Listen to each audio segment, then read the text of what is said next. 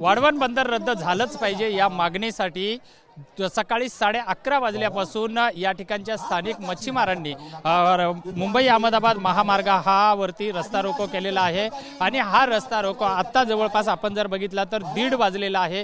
1:30 वाजले तरी ही आंदोलक जे आहेत हे आपल्या मुद्द्यावरती ठाम आहेत। या सर्व आंदोलक महिलांनी आपल्या घरातून डबे स्वतः जेवणासोबत आणलेले होते आणि याच ठिकाणी स्वतः आपल्या घरचे जे जेवण आहे हे या ठिकाणावरून आणून आपण ह्या सर्व महिला जे आहेत या ठिकाणी जेवण करत आहेत। कारण वाढवण बंदराच्या विरोधामध्ये यांच्या ज्या भावना आहेत त्या तीव्र भावना आहेत आणि अतिशय आक्रमक झालेल्या ह्या महिला आहेत।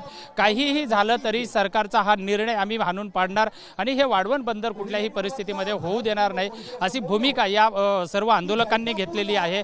त्यामुळे हे आंदोलक मागच्या जवळपास 1.5 ते 2 तासापासून हे आंदोलक पूर्णपणे उन्हामध्ये तळत या ठिकाणी बसलेले आहेत। कुणाच्याही डोक्यावरती छत्र नाहीये। मात्र आपण या आंदोलक आजीशी बोलूया की काय आम्हाला वाढवण बंदर रद्दच पाहिजे।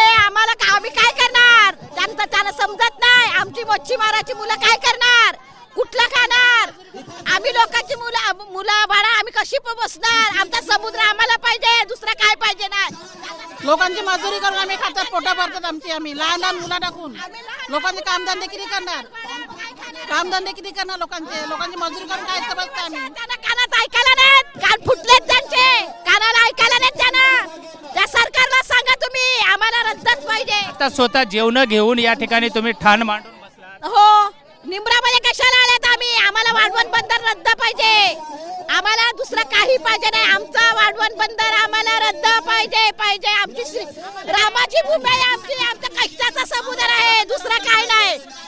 आपण बघितलेलं आहे की आंदोलकांमध्ये तीव्र भावना आहे। स्वतःचे डबे या ठिकाणी सोडून या ठिकाणी त्या खात आहेत। मात्र हे आम्ही आंदोलन थांबवणार नाहीयेत। वाढवण बंदर कुठल्याही परिस्थितीमध्ये रद्द झालं पाहिजे अशी यांची भूमिका आहे।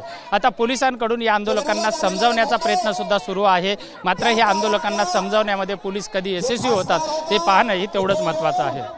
विजय गायकवाड, TV9 मराठी, पालघर, डहाणू।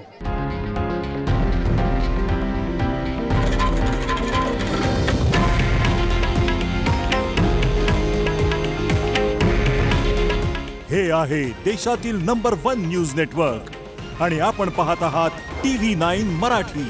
काळजी तुमची, हित महाराष्ट्राचं।